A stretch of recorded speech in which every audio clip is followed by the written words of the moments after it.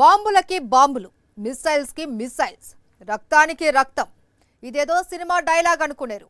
Real war dialogue. Middle east మే సవాల్ అన్నమాట. అమెరికా స్వయంగా రంగంలోకి దిగితే ఇరాన్ ఎంతసేపు పోరాటం చేయగలదు అన్న సందేహం ప్రపంచ దేశాలను వేధిస్తున్న వేళ ఇరాన్ సుప్రీం ఖమేనీ ఇచ్చిన వార్నింగ్ ఇది. లొంగిపోకపోతే యుద్ధం తప్పదు అని ట్రంప్ వార్న్ చేస్తూ ఉంటే అటు అమెరికాకి ఇటు ఇజ్రాయెల్కి కలిపి వార్నింగ్ ఇచ్చేశారు ఖమేనీ. రాజీ ప్రసక్తే లేదు అంటున్న ఇరాన్ మొండి ధైర్యం వెనుక రహస్యం ఏంటి?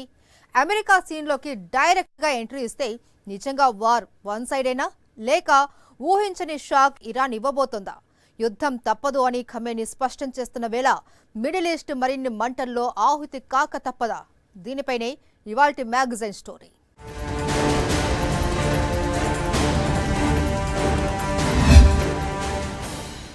మధ్యప్రాచ్యం మండుతోంది. గాజా మీద ఇజ్రాయెల్ సాగిస్తున్న దమనకాండ కొనసాగుతూనే ఉంది. మరణ మృదంగాలు మోగుతూనే ఉన్నాయి. ఇప్పుడు ఇజ్రాయెల్ ఇరాన్ కేంద్రంగా మళ్లీ యుద్ధ మేఘాలు కమ్ముకున్నాయి. కాదు, యుద్ధం తప్పదు అన్న స్పష్టత అత్యంత వేగంగా వచ్చేస్తుంది. ఇజ్రాయెల్ని క్షమించేది లేదు అంటే లేదని ఇరాన్ తేల్చి చెబుతూ ఉంటే అమెరికా అండతో ఎంతవరకైనా వెళ్లడానికి సై అంటుంది ఇజ్రాయెల్. మరోవైపు హెజ్బుల్లా, హౌతీ మిలిటెంట్ గ్రూప్స్ ఇరాన్కి మద్దతుగా అదును చూసి దెబ్బ కొట్టడానికి రెడీ అవుతున్నాయి. ఈ యుద్ధకాండ అణు యుద్ధంతోనే ముగుస్తుందా? లొంగిపో ఖమేనీ అంటోన్న అమెరికా, రక్తానికి రక్తం తప్పదంటోన్న ఖమేనీని విడిచిపెట్టేదే లేదంటోన్న ఇజ్రాయెల్. ఇరువైపుల నుంచి యుద్ధానికి సిద్ధమన్న నినాదాలే. మధ్య ప్రాచ్యం మరిన్ని యుద్ధ జ్వాలల్లో ఆహుతి కాబోతోంది. ఇరాన్ సుప్రీం ఖమేనీని హతమారిస్తే కానీ శాంతి నెలకొనదని ఇజ్రాయెల్ ప్రధాని నెతన్యాహు కొద్ది రోజులుగా చెబుతూనే ఉన్నారు. అదే సమయంలో ఖమేనీ అండర్ గ్రౌండ్ లోకి వెళ్లిపోయారు. ఇజ్రాయెల్ ఇరాన్ మధ్య దాడులు ప్రతిదాడులు జరుగుతూనే ఉన్నాయి. ఖమేనీ ఎక్కడ ఉన్నారో తమకు తెలుసునని, ఖమేనీని హతమార్చవద్దని ఇజ్రాయెల్ ని ఆపింది నేనేనని, ఖమేనీ లొంగిపోకపోతే యుద్ధం తప్పదని ట్రంప్ వార్నింగ్ పోస్ట్ కూడా చేశారు. ఆ తరువాత ఇరాన్ నుంచి స్పందన ఎలా ఉంటుందని ప్రపంచ దేశాలన్నీ ఎదురు చూస్తున్న సమయంలోనే ఇరాన్ అణుశుద్ధి కేంద్రాలను ధ్వంసం చేయడం ఇజ్రాయెల్ వల్ల కాదా అన్న చర్చ తెరపైకి వచ్చింది. అమెరికా రంగంలోకి దిగితేనే ఇరాన్లోని అణుశుద్ధి కేంద్రాలను ధ్వంసం చేయడం వీలవుతుందన్న వాదనలు తమ ఉనికిని చాటుకోవడం మొదలుపెట్టాయి. వీటన్నింటి మధ్య కాస్త వెనక్కు తగ్గుతుందేమో అన్న భావనను పటాపంచలు చేస్తూ ఇరాన్ సమర గర్జన చేసింది. ఇజ్రాయెల్ చేసింది తప్పని, అందుకు శిక్ష తప్పదని, రక్తానికి రక్తమే సమాధానమని ఇరాన్ సుప్రీం ఖమేనీ తేల్చి చెప్పేశారు. ఎట్టి పరిస్థితుల్లో లొంగేది లేదన్న ఖమేనీ పనిలో పనిగా అమెరికాకి కూడా వార్నింగ్ ఇచ్చేశారు. యుఎస్ ఆర్మీ జోక్యం చేసుకుంటే కోలుకోలేని దెబ్బ కొడతామన్నారు. ఇరాన్ సుప్రీం ఖమేనీ ఎక్కడ ఉన్నది ట్రంప్ కి తెలుసా? తెలిసి కూడా ఖమేనీ లొంగిపోవాలని కోరుకుంటున్నారా లాంటి ప్రశ్నలు ఒకవైపు. అమెరికాకి వార్నింగ్ ఇచ్చేంత శక్తి సామర్థ్యాలు ఇరాన్ కి ఉన్నాయా? అమెరికా యుద్ధ రంగంలోకి దిగితే ఇరాన్ తట్టుకుని నిలబడడం సాధ్యమేనా లాంటి ప్రశ్నలు మరోవైపు హల్చల్ చేస్తున్నాయి. అయితే ఇజ్రాయెల్ కి ఎప్పటి నుంచో అమెరికా సైనిక సాయం అందిస్తోంది. ఇరాన్పై ఇజ్రాయెల్ దాడులు ప్రారంభించినప్పుడు వాటిలో తమ ప్రమేయం లేదని అమెరికా ప్రకటించింది. అయితే ఇరాన్ అణుకేంద్రంగా చేసుకుని ఇజ్రాయెల్ చేస్తున్న దాడుల్లో భాగస్వామ్యం కావాలని ట్రంప్ ఆలోచిస్తున్నారన్న చర్చ అంతర్జాతీయ సమాజంలో సాగుతోంది. ఇజ్రాయెల్ ఇరాన్ సంక్షోభంపై వైట్ హౌస్ లో అత్యవసర సమావేశం జరిగింది. వైట్ హౌస్ సిట్యుయేషన్ రూమ్ లో ట్రంప్ ఈ సమావేశం నిర్వహించారు. సిట్యుయేషన్ రూమ్ లో సమావేశం అంటేనే అత్యంత ముఖ్యమైన సీరియస్ సిట్యుయేషన్ అనే అర్థం. ఫోర్డో సహా ఇరాన్లోని అణుశుద్ధి కేంద్రాలపై ఇజ్రాయెల్ జరిపే దాడుల్లో భాగస్వామ్యం కావాలని ట్రంప్ భావించారని, అయితే ఆయన సన్నిహిత సలహాదారుల మధ్య పూర్తి అంగీకారం కుదరలేదని అంతర్జాతీయ మీడియా చెబుతోంది. బాగా భూగర్భంలో ఉండే ఫోర్డోలోని యురేనియం సెంటర్ను ధ్వంసం చేయగల శక్తి అమెరికా దగ్గర మాత్రమే ఉంది. ఇరాన్తో ప్రత్యక్ష యుద్ధంలో అమెరికా పాల్గొనేలా చేసే ట్రంప్ అధికారాలను పరిమితం చేసే బిల్లుపై కాంగ్రెస్ సభ్యులు చర్చిస్తున్నారు. కాంగ్రెస్ ఆమోదం లేకుండా ఇరాన్పై ట్రంప్ దాడులకు పాల్పడలేరని యుద్ధ అధికారాల తీర్మానం చెబుతోంది. ఇరాన్తో యుద్ధం అమెరికాకు ఒక వినాశనకరమైన తప్పిదమవుతుందని, పశ్చిమాసియాలోని అమెరికా స్థావరాలపై విస్తృత దాడులకు దారితీస్తుందని డెమోక్రాట్ సభ్యులు చెబుతున్నప్పటికీ ట్రంప్ తనదైన శైలిలో యుద్ధరంగంలోకి దిగడానికి ఆసక్తి ప్రదర్శిస్తున్నారని పరిశీలకులు విశ్లేషిస్తున్నారు. ఇరాన్ ఇజ్రాయెల్ మధ్య యుద్ధం తప్పదని, అది అమెరికా జోక్యంతోనే యుద్ధం మొదలవుతుందన్నట్టు వాతావరణం మారిన వేళ తూర్పు ఇంగ్లండ్లోని బేస్ నుంచి అమెరికా ఫైటర్ జెట్లు బయలుదేరాయి. Lakenheath royal air force నుంచి F-35 ఫైటర్ జెట్లు బయలుదేరాయి. వాటితో పాటు రీఫ్యూయలింగ్ ఎయిర్ క్రాఫ్ట్స్ కూడా బయలుదేరాయి. జరుగుతోన్న పరిణామాలన్నీ అమెరికా ఇరాన్లోని అణుశుద్ధి కేంద్రాలపై దాడికి రెడీ అవుతోందని చెబుతున్నాయని వార్ ఎక్స్పర్ట్స్ ఎనలైజ్ చేస్తున్నారు. మరోవైపు ఇరాన్ కూడా రక్తానికి రక్తమని తేల్చి చెబుతూ ఉండడంతో యుద్ధం తప్పదన్న భావన క్రమంగా బలపడుతోంది. ఇరాన్ న్యూక్ అణుబాంబు తయారు చేసే వైపుగా లేదు. ఈ మేరకు గతంలోనే అయతుల్లా ఖమేనీ ఇచ్చిన ఆదేశాల్లో మార్పు లేదు అని America director of intelligence Tulsi Gabbard వ్యాఖ్యానించారు. మీకు ఈ తుల్సీ గబార్డ్ స్టేట్మెంట్ అంతర్జాతీయ మీడియా మొత్తం కవర్ చేసింది. ఇప్పుడు Donald Trump I don't care what she says అంటున్నాడు. తన దేశ డైరెక్టర్ ఆఫ్ ఇంటెలిజెన్స్ చెప్తున్న మాటల్ని నేను కేర్ చేయను అంటున్నాడు. ఇవన్నీ ఇండికేషన్స్తో పాటు మిడిల్ ఈస్ట్ అంటే మధ్యప్రాచ్య ఇరాన్ ఉన్న ప్రాంతం వైపు పెద్ద ఎత్తున భారీగా ఫైటర్ జెట్లతో కూడుకున్న నౌకలు బయలుదేరుతున్నాయి. దీంతో పాటు రీఫ్యూయలింగ్ ఎయిర్ క్రాఫ్ట్లు పంపిస్తున్నాడు. రీఫ్యూయలింగ్ ఎయిర్ క్రాఫ్ట్ అంటే ఒక రకంగా గగనతలంలో ఫ్యూయల్ ట్యాంకర్ లాంటివి, అంటే ఫైటర్ జెట్లను ఫ్యూయల్ చేయడానికి. సో ఈ ప్రిపరేషన్స్ అన్నీ చూస్తే ఏం జరగబోతుంది అంటే ఇరాన్ పైన భారీగా అటాక్ చేయబోతుంది America. International atomic energy agency తాజాగా విడుదల చేసిన తన త్రైమాసిక నివేదికలో ఇరాన్ 60% స్వచ్ఛమైన శుద్ధి చేసిన యురేనియంను సేకరించిందని చెప్పింది. ఈ స్వచ్ఛత స్థాయి 90% చేరుకుంటే సాంకేతికంగా దాని నుంచి అణుబాంబులను తయారు చేయవచ్చని IAEA తెలిపింది. ఇది ఆందోళన కలిగించే అంశమని IAEA చెబుతోంది. తన అణు కార్యక్రమం ఆయుధాల తయారీకి కాదని శాంతియుత ప్రయోజనాలకేనని మొదటి నుంచి ఇరాన్ చెబుతూనే ఉంది. ఇది ఐక్యరాజ్య సమితి అణ్వస్త్ర వ్యాప్తి నిరోధక ఒప్పందంలో భాగంగా జరుగుతోందని ఇరాన్ స్పష్టం చేస్తోంది. కానీ ఇరాన్ అణు కార్యక్రమం శాంతియుత ప్రయోజనాలకేనన్న నమ్మకం తమకు కలగడం లేదన్నది ఇంటర్నేషనల్ ఆటమిక్ ఎనర్జీ ఏజెన్సీ వాదన. ఇక ఇజ్రాయెల్ సంగతి చెప్పక్కర్లేదు. ఇరాన్ అణ్వాయుధాల తయారీకి దగ్గరికి వచ్చేసిందని బలంగా నమ్ముతోంది. అటు అమెరికా కూడా ఈ విషయంలో ఇజ్రాయెల్ వైపే ఉంది. అయినా ఇరాన్ వెనక్కి తగ్గేది లేదంటోంది. మీ దగ్గర అణ్వాయుధాలు ఉన్నాయా అన్న ప్రశ్నకి అవునని కానీ లేదని కానీ ఇజ్రాయెల్ చెప్పదు. ఉంటే ఏంటన్నట్టుగా వ్యవహరిస్తుంది. అయితే ఇరాన్ శాంతియుత ప్రయోజనాల కోసమే యురేనియం సేకరించామని చెబుతోన్న ఇజ్రాయెల్, అమెరికా నమ్మడం లేదు. నిజానికి ఇజ్రాయెల్, అమెరికా దాడులను ఎదుర్కొనేందుకు అణ్వాయుధాలను సమకూర్చుకోవాల్సిందే అన్న భావన ఆ దేశానికి బలంగా ఉంది. అదొక్కటే పరిష్కారమని ఇరాన్ భద్రతా సంస్థలు ఎప్పటి నుంచో వాదిస్తున్నాయి. లిబియా, ఉత్తర కొరియా అనుభవాలు అందుకు ఒక కారణం కావచ్చని పరిశీలకులు విశ్లేషిస్తున్నారు. లిబియాలో కల్నల్ గడాఫీ 2003లో తన సామూహిక విధ్వంసక ఆయుధాల కార్యక్రమాన్ని నిలిపివేశారు. అయితే 8 ఏళ్ల తర్వాత పాశ్చాత్య దేశాల మద్దతుతో జరిగిన నిరసనల్లో హత్యకు గురయ్యారు. అయితే ఉత్తర కొరియాలో జరుగుతోంది మాత్రం వేరు. అంతర్జాతీయ ఆంక్షలు ఉన్నప్పటికీ ఉత్తర కొరియా అణ్వాయుధాలను, బాలిస్టిక్ క్షిపణులను భారీగా సమకూర్చుకుంది. దీంతో ఉత్తర కొరియాపై దాడి చేసే ముందు ఎవరైనా 1కి 2 సార్లు ఆలోచించాల్సిన పరిస్థితి ఉంది. అందుకే ఇజ్రాయెల్ ఆపరేషన్ రైజింగ్ లయన్ వల్ల నష్టం కలిగినా ఇరాన్ ప్రస్తుత ప్రభుత్వం దాని నుంచి బయటపడితే అణుబాంబు తయారీతో పాటు దాన్ని పరీక్షించడం మీద తన వైఖరిని మార్చుకోదన్న విశ్లేషణలు కూడా బలంగానే వినిపిస్తున్నాయి. అదే కనుక జరిగితే పశ్చిమాసియాలోనూ అణ్వాయుధాల పోటీ ఖచ్చితంగా మొదలవుతుంది. అప్పుడు సౌదీ అరేబియా నుంచి ఈజిప్ట్ దాకా అన్ని దేశాలు అణ్వాయుధాల వైపు చూసే ప్రమాదం ఉంది. ఇలా ఇజ్రాయెల్, ఇరాన్ ఎపిసోడ్ని ఎన్ని కోణాల్లో విశ్లేషించి చూసినా అంతిమంగా అది యుద్ధం, వినాశనం అన్న దగ్గరే ముగిస్తుంది. అయితే అన్యాయంగా నేనెందుకు బలైపోవాలన్న ఇరాన్ ప్రశ్నకి మాత్రం సమాధానం ఎవ్వరి దగ్గర లేదు. అలానే ఇరాన్ వల్ల పుట్టి ఇరాన్ కోసమే పనిచేస్తోన్న హౌతీలు, హిజ్బుల్లా, హమాస్తో కూడా ఇజ్రాయెల్ యుద్ధం చేయాల్సిందే. గాజాలోని హమాస్ని ఇజ్రాయెల్ దాదాపుగా అణిచివేసింది. కానీ హిజ్బుల్లా, హౌతీల నుంచి బలమైన ప్రతిఘటన తప్పదు.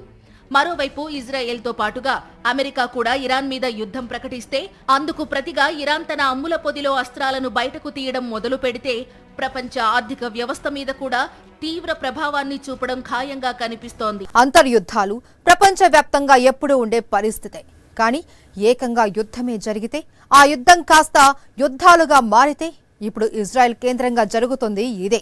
పాలస్తీనా మీద యుద్ధానికి దిగి 2 ఏళ్లవుతుంది. ఆ తర్వాత లెబనాన్ మీద కూడా యుద్ధం చేసినంత పని చేసింది ఇజ్రాయెల్. ఇప్పుడు ఇజ్రాయెల్ వర్సెస్ ఇరాన్ పైగా ఇజ్రాయెల్కి అండగా అమెరికా ఉంది. అమెరికాని కూడా వదిలిపెట్టేది లేదు అని ఇరాన్ చెబుతోంది. ఇలా గొలుసుకట్టు తరహాలో యుద్ధం దేశాలను దాటి విస్తరించే ప్రమాదం ఉందా? ఇంతకీ ఇరాన్ అణుశుద్ధి కేంద్రాలను ధ్వంసం చేయడం ఇజ్రాయెల్ వల్ల కాదా? అమెరికా రంగంలోకి దిగాల్సిందేనా? ఇరాన్ అణు కార్యక్రమం ఇప్పటిది కాదు. 1974లో అప్పటి ఇరాన్ పాలకుడు షా రెజా పహ్లవి తమ దేశ ఇంధన అవసరాలను తీర్చడానికి అణుశక్తిని ఉపయోగించాలని ఇరాన్ అణుశక్తి సంస్థను స్థాపించారు. ఆ ప్రణాళికలో భాగంగా 20 ఏళ్లలో 20కి పైగా అణు విద్యుత్ ప్లాంట్లను ఏర్పాటు చేయాలని భావించారు. కానీ ఆ ప్రయత్నాలు చాలా నెమ్మదిగా సాగాయి. 1974కి ముందు కూడా ఇరాన్ అణుశక్తి గురించి ప్రయత్నాలు మొదలయ్యాయి. 1957లోనే అమెరికాతో అణు సహకార ఒప్పందంపై సంతకం చేయడం ద్వారా ఇరాన్ తన అణు విధానాన్ని మొదలుపెట్టింది. ఇరాన్లో ప్రస్తుతం 3 ప్రధాన అణు కేంద్రాలున్నాయి. వీటిలో నటాంజ్, ఫోర్డో అనే యురేనియం శుద్ధి కేంద్రాలతో పాటు ఇస్ఫహాన్ అణు పరిశోధన కేంద్రం ఉన్నాయి. నతాంజ్ను 2002లో రహస్యంగా నిర్మించారు. ఈ ప్లాంట్ 2007 నుంచి పనిచేయడం ప్రారంభించింది. అప్పటి అధ్యక్షుడు అహ్మదీ నెజాద్ తన 2 సంవత్సరాల పదవీ కాలం పూర్తయిన సందర్భంగా 2008లో ఈ ప్లాంట్ను సందర్శించారు. ఆయన సందర్శనపై ప్రపంచ మీడియాలో విస్తృతంగా చర్చ జరిగింది. ఈ సంవత్సరం మే నెలాఖరులో నటాంజ్ ఇరాన్ అణు కేంద్రమని, అక్కడ యురేనియం శుద్ధి పనులు జరుగుతాయని IAEA ప్రకటించింది. ఈ ప్లాంట్ భూగర్భంలో అణుశుద్ధి ప్లాంట్లు ఉన్నాయి. ఈ సైట్ను 50,000కు పైగా సెంట్రిఫ్యూజులను ఆపరేట్ చేసే సామర్థ్యంతో నిర్మించారని institute for science and international security ప్రాథమిక నివేదిక తెలిపింది. ఈ అణు కర్మాగారంలో 2007లో 75 కిలోగ్రాముల యురేనియంను శుద్ధి చేయగా 2008 చివరి నాటికి అది 630 కిలోగ్రాములకు పెరిగిందని count down to zero day అనే పుస్తకంలో కిమ్ జెట్టర్ రాశారు. నటాంజ్ అణుశుద్ధి కేంద్రం మీద ఇజ్రాయెల్ దాడులు చేసినా పూర్తి స్థాయిలో దాన్ని ధ్వంసం చేయలేకపోయింది. భూగర్భంలో చాలా లోతులో ఉన్న ఇరాన్ అణుశుద్ధి కేంద్రాలను ధ్వంసం చేయాలంటే అమెరికా రంగంలోకి దిగాల్సిందే. ఇరాన్లోని మరో కీలక అణుశుద్ధి కేంద్రం ఫోర్డో. ఇది టెహ్రాన్కు దక్షిణంగా ఉన్న కోమ్ నగర పర్వతాలలో ఉంది. ఇది భూగర్భంలో 1/2 మైలు లోపల ఉంది. భూమికి చాలా లోతున పటిష్టంగా నిర్మించిన ఆ అణు కేంద్రాన్ని ధ్వంసం చేయడం అంత సులభం కాదు.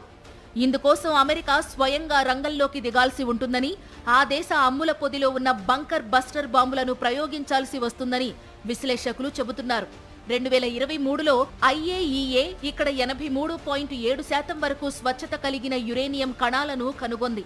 90% స్వచ్ఛతని సాధిస్తే ఆ యురేనియం కణాలు అణ్వాయుధాల తయారీకి పనికొస్తాయి. అయితే శుద్ధి స్థాయిలో అనుకోని హెచ్చుతగ్గుల కారణంగా ఇలా జరిగుండొచ్చని నాడు ఇరాన్ చెప్పుకొచ్చింది. ఇప్పుడు నటాన్స్తో పాటుగా ఫోర్డోని కూడా ధ్వంసం చేయాలని పట్టుదలతో ఉన్న ఇజ్రాయెల్ అమెరికా వైపు చూస్తోంది. ఎందుకంటే ఆ పని అమెరికా మాత్రమే చేయగలదు. భూమి ఉపరితలం నుంచి బాగా లోతుకు చొచ్చుకెళ్లి ఆ తర్వాత పేలే బాంబులను బంకర్ బస్టర్ బాంబులుగా పిలుస్తుంటారు. భూగర్భంలోని పటిష్ట నిర్మాణాలను, సొరంగాలను ధ్వంసం చేసేందుకు వీటిని ఉపయోగిస్తుంటారు. అమెరికా వద్ద ప్రస్తుతం GBU-57AB అనే భారీ ఆర్డినెన్స్ పెనెట్రేటర్ బాంబులు ఉన్నాయి. ఈ బాంబులు ఒక్కొక్కటి 13,600 కిలోల బరువుంటాయి. భూమిలోకి ముందుగా 61 మీటర్ల మేర చొచ్చుకెళ్లి ఆపై ఇవి పేలతాయి. ఒకే చోట ఒకదాని వెంట ఒకటిగా ఈ బాంబులను జారవిడిస్తే చాలా లోతుగా నష్టం కలిగించవచ్చు. వీటిలో సంప్రదాయ వార్హెడ్లే ఉంటాయి. పర్వతం కింది భాగంలో భూ ఉపరితలానికి దాదాపు 80 మీటర్ల దిగువన ఫోర్డో కేంద్రం ఉంటుంది. ఇరాన్, రష్యా క్షిపణి వ్యవస్థలు దీనికి రక్షణగా మోహరించి ఉన్నాయి. బాగా శుద్ధి చేసిన యురేనియం ఫోర్డో కేంద్రంలో ఉంటుంది. అక్కడ GBU-57AB బాంబులను వాడితే పేలుళ్ల తీవ్రతకు చుట్టుపక్కల ప్రాంతాల్లో అణుధార్మికత వ్యాప్తి చెందే ముప్పుంటుందని పలువురు ఆందోళన చెందుతున్నారు. అయితే ఇప్పుడు అమెరికాకే ఇరాన్ హెచ్చరికలు జారీ చేస్తోంది. ఇజ్రాయెల్ని ఎట్టి పరిస్థితుల్లో క్షమించేది లేదని ఖమేనీ చెబుతున్నారు.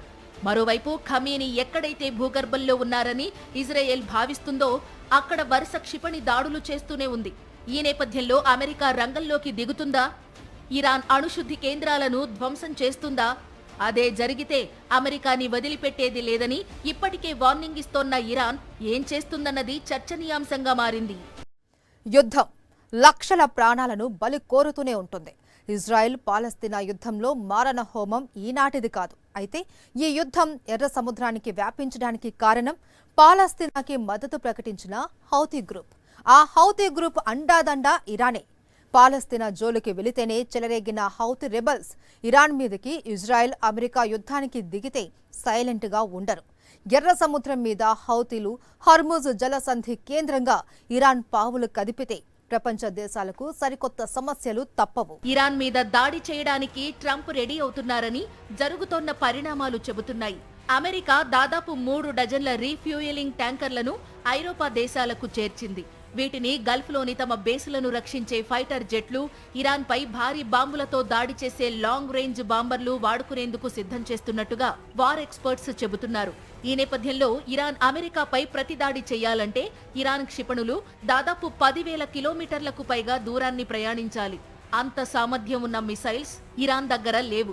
అయితే ఇరాన్ దగ్గర మరో యుద్ధ వ్యూహం ఉందని నిపుణులు చెబుతున్నారు. ఇరాన్ మద్దతు ఉన్న హౌతీలు, ఇరాక్, సిరియాలోని సాయుధ ముఠాలు ఎర్ర సముద్రంలోని నౌకలపై తిరిగి దాడులను ప్రారంభించే అవకాశం ఉంది. అదే సమయంలో అటు ఇరాన్ కూడా హర్మూజ్లో అండర్ వాటర్ మైన్స్ ను పెట్టే అవకాశాలు పుష్కలంగా ఉన్నాయి.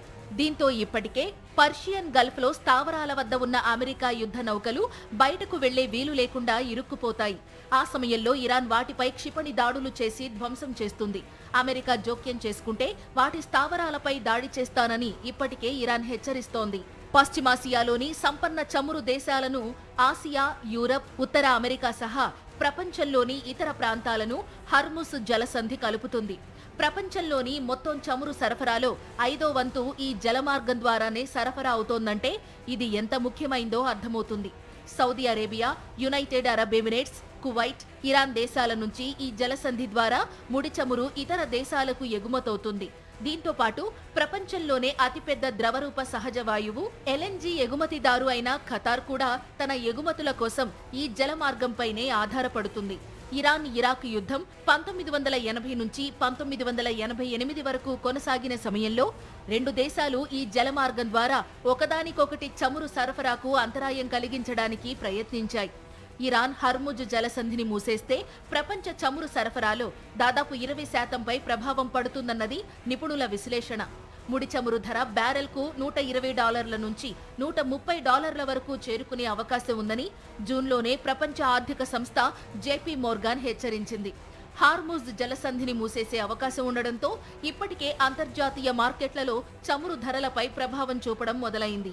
ఇరాన్ మీదకి అమెరికా దాడికి దిగితే ఇరాన్ అండదండలతో ఎదిగిన హౌతీ రెబెల్స్ ఎర్ర సముద్రం కేంద్రంగా అలజడి సృష్టించడం ఖాయం. ప్రపంచ వ్యాప్తంగా వార్షిక షిప్పింగ్ వ్యాపారం 14 లక్షల కోట్ల డాలర్లుగా ఉంది. అది ప్రపంచ జీడీపీలో 16%. అన్ని రవాణా వ్యవస్థల కంటే షిప్పింగ్ చౌకగా ఉంటుంది. ఇజ్రాయెల్, హమాస్ యుద్ధం ప్రారంభమయ్యాక నౌకా రవాణా వ్యయం పెరిగింది. 40 అడుగుల కంటైనర్ ధర 5% పెరిగింది. ఏడాదికి 19,000 నౌకలు సూయజ్ కాలువ మీదుగా ప్రయాణిస్తాయి. దీనివల్ల 30 రోజుల సమయం కలిసి వస్తుంది. అదే ఆఫ్రికా చుట్టూ తిరిగి వస్తే అధిక రవాణా వ్యయంతో పాటు సమయం వృధా అవుతుంది.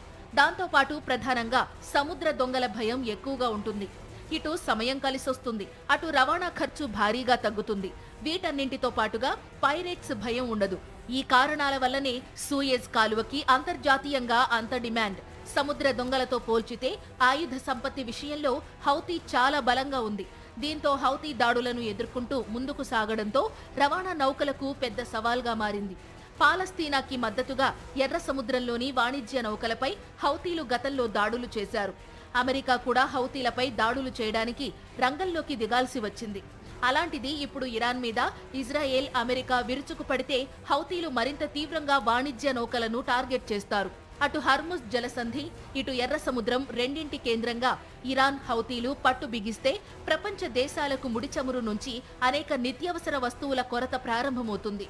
ఇజ్రాయెల్, అమెరికా, ఇరాన్ మధ్య యుద్ధం మొదలైతే ఇరాన్ ఎంత నష్టపోతుందన్న చర్చతో పాటుగా ప్రపంచ దేశాలకు జరిగే నష్టం ఎంత అన్న ఆందోళన కూడా తన ఉనికిని బలంగా చాటుకుంటోంది.